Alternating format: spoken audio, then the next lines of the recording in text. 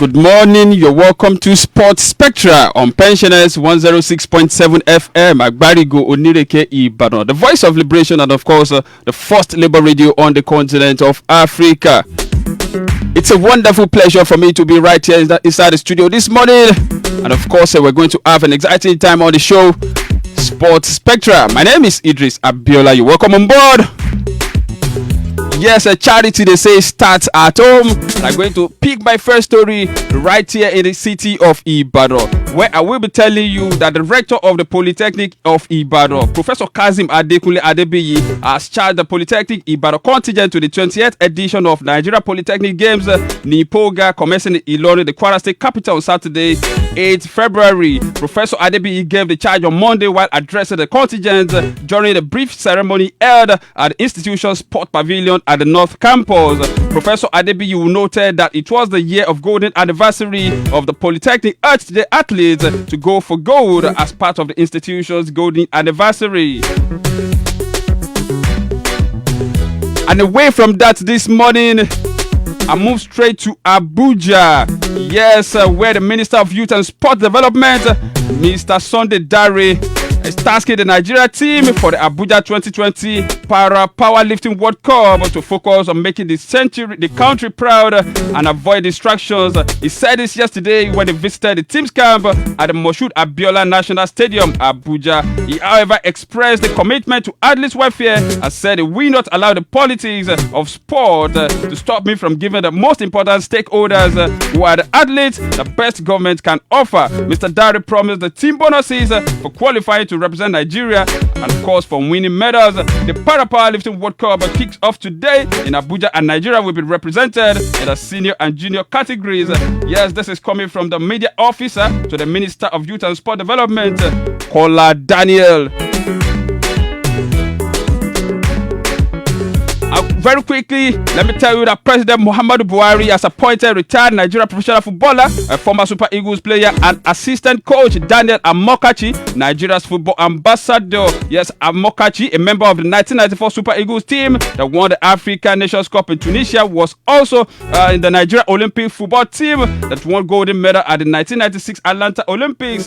In addition to his football exploits in Europe, particularly in England, where he won the FA Cup with Everton in 1995, Amokachi, after retirement, has managed the Nasarawa United and Neyimba FC of Aba. And as Nigeria's football ambassador, Amokachi will assist the Federal Ministry of Youth and Sport Development to scout for talent, be part of processes to revive the country's football development, as well as mentor young sportsmen and women. Of course, this is coming from Garba Shehu, the senior special assistant to the President of Media and Publicity, and as forwarded to me by Mr. Sunday Agubiade.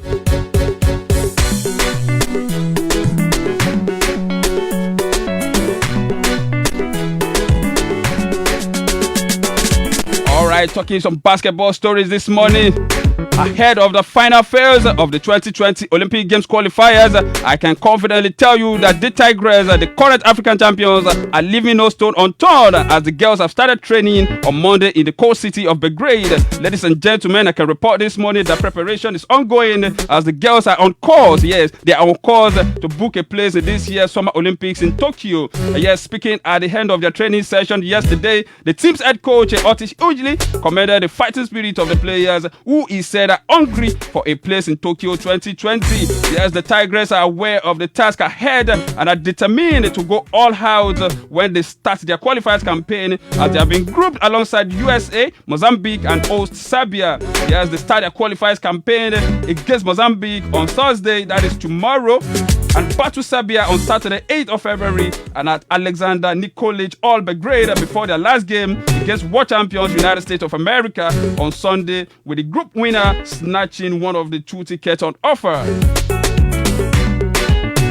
Very quickly, I move on straight to table tennis this morning. Nigeria's Aruna Quadri maintained the 18th position he had last year in the World Table Tennis Ranking for February, which was released yesterday. The ranking made that Aruna remains the best table tennis player in Africa, ahead of Egypt's Omar Assar, who was unmoved in the 29th position to remain Africa's second best player. And quickly to lawn tennis this morning. Still talking lawn tennis. Yes, I can report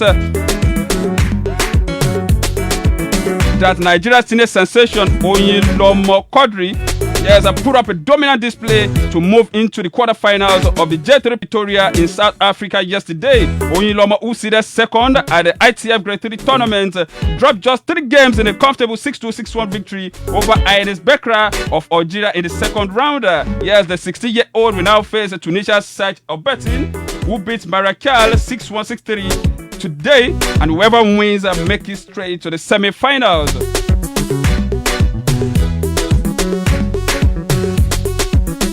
Alright, back to football story. Yes, ladies and gentlemen, former Super Eagles striker Odion Ighalo will wear the number 25 jersey at his new club Manchester United. The Premier League club revealed yesterday on their Twitter page. Ighalo joined United on a 6-month loan deal from Chinese side Shanghai Shenhua on Friday. Very quickly, I can report, if report coming from New York this morning is anything to go by, yes, I can report that Golden State Warriors assistant coach Mike Brown had agreed to become the head coach of the Nigerian men's basketball team for the 2020 Tokyo Olympics. According to ESPN's Max Spears, Nigeria basketball president Musa Kida had been seeking a coach with an NBA background, and it seems a deal has been agreed with Mike Brown. Yes, Brown spent 8 years as head coach for the Cavaliers and Lakers before getting hired to Steve Kerr's staff in 2016. Straight to the Olympic Committee. Yes, talking of the Nigeria Olympic Committee, the Nigeria Olympic Committee NOC have officially inaugurated 4 new commissions, which takes the number of groups working as part of the NOC up to 6. The new commissions are technical and development, marketing and sponsorship, athletics and Olympic education and culture. A medical and scientific commission and a women's commission were already part of the NOC. And of course, the NOC president, Abel Gumbel, officially inaugurated the new commissions.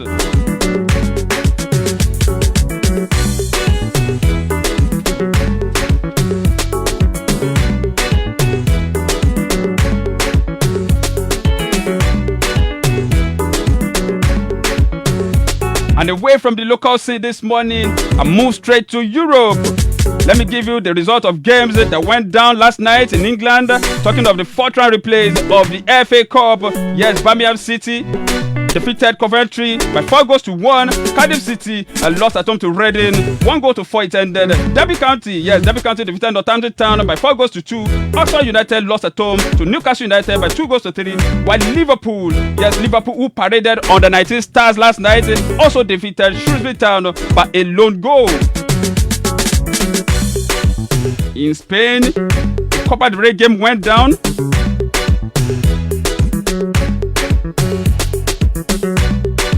Granada defeated Valencia by 2-1. While in Germany, DFB Cup was also played. Kaiserslautern lost at home to Fortuna Düsseldorf by 5-2. Eintracht Frankfurt defeated RB Leipzig by 3-1. Schalke 04 defeated Hertha Berlin by 3-2. While Werder Bremen also defeated Borussia Dortmund by 3-2. In France, French Ligue 1 games went down also. Monaco defeated Angers by a lone goal. Lille defeated Rennes by a lone goal. While Nantes lost at home to Paris Saint-Germain by 2-1. And tonight in England, FA Cup replay will also go down between Tottenham and Southampton. That game will go down at exactly 8:45 p.m. In Spain, Mirandés will be up against Villarreal at exactly 9 p.m. While in Italy, a Serie A game will go down between Lazio and Verona also at 8:45 p.m. While in Germany, it will be Bayer Leverkusen against VfB Stuttgart, SC Verl against FC Union Berlin, Saarbrücken versus Karosa FC, while FC Bayern München will be up against Hoffenheim. Yes, these games will go down in Germany tonight. Talking of the DFB Cup in Germany and in France, Ligue 1 games will go down. Toulouse will be up against Strasbourg. Montpellier will square up against Metz. Lyon will be at home as they will welcome Amiens. Nimes will be welcoming Dijon. Brest will be at home as they will welcome Bordeaux. Reims will square up with Nice.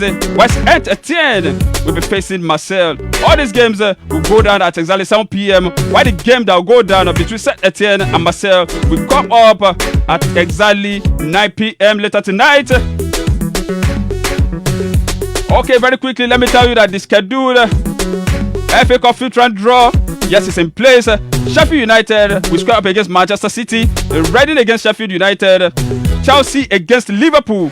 Yes, it's Chelsea against Liverpool. While West Bromwich Albion will square up against Newcastle United. It will be Leicester City against Birmingham City. While Derby County will be facing Manchester United.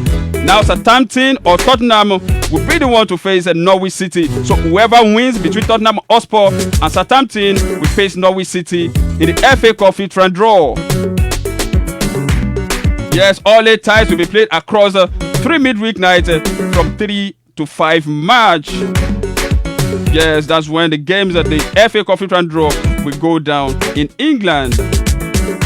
Okay, very quickly, Tottenham boss Jose Mourinho says he hopes injured striker Harry Kane could be back for the final 2 Premier League games of the season. The England captain has had surgery to repair a ruptured tendon in his hamstring sustained in the defeat by Southampton on New Year's Day. Yes, of course, he will return to training in April, 2 months before Euro 2020 begins.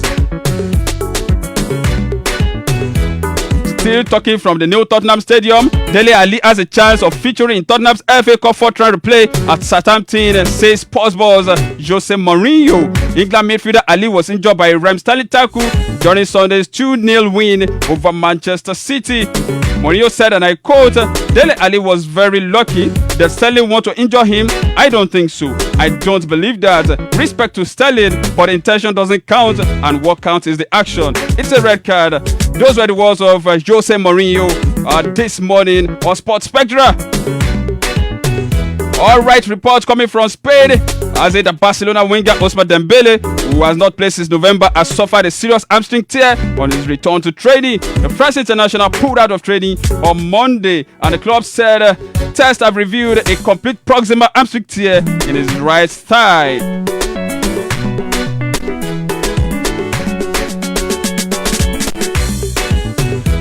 Okay, Ruben Loftus-Cheek has returned to action after a long-term heel injury by playing for an hour in Chelsea's friendly against a Brentford B-side. The midfielder has not played competitively this season after he suffered a ruptured Achilles in a friendly in the United States in May. And Chelsea said he will continue to build up his fitness in the coming weeks. Of course, Loftus-Cheek has 10 England caps and was part of Gareth Southgate's squad at the 2018 World Cup. Also, I can tell you that Atletico Madrid and England right back Kieran Trippier has had surgery to sort out a groin injury. Trippier, who joined the La Liga side from Tottenham last July, has not played since Atletico's defeat by Real Madrid in the Spanish Super Cup final on 12th January. The 29-year-old has missed 4 games since and had an operation on Tuesday. Of course, Atletico Madrid host Liverpool in the Champions League last 16 first leg match on 18 February. Alright, France midfielder Paul Pogba has told his Manchester United teammates he still wants to leave the club in the summer.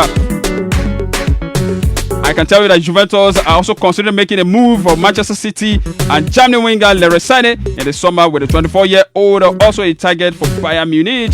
Chelsea are prepared to give manager Frank Lampard £150 million to spend in the summer, with Lyon's French striker Moussa Dembele his top target. Manchester City boss Pep Guardiola wants to sign 2 centre-backs this summer in a move that casts fresh doubt over the future of England defender John Stones. Okay, very quickly, let me tell you that Manchester United are poised, yes, they are very poised to prioritize a huge summer bid for Aston Villa's English midfielder Jack Grealish after Leicester and England midfielder James Maddison moved closer to signing a new deal with the Foxes.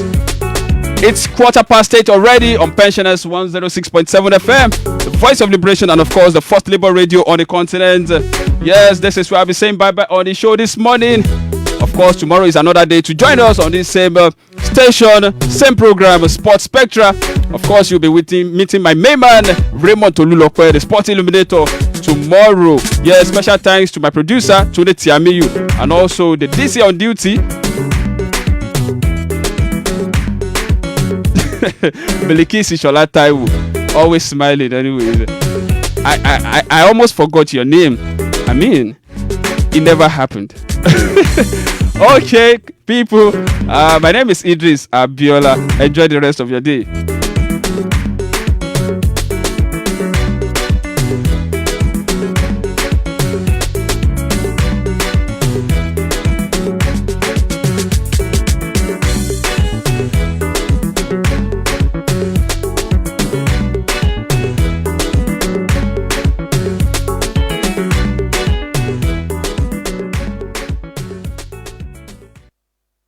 Pensioners FM. This is Africa's model. That was Sports Spectra, anchored by IDRIS ABIOLA. Látikànnì iléeṣẹ́ Pensioners 106.7 FM, ìyẹn rédíò àgbàlódé ohùn òmìnira. Ibẹ̀ náà ni aago 8 ti kọjá ìṣẹ́jú 17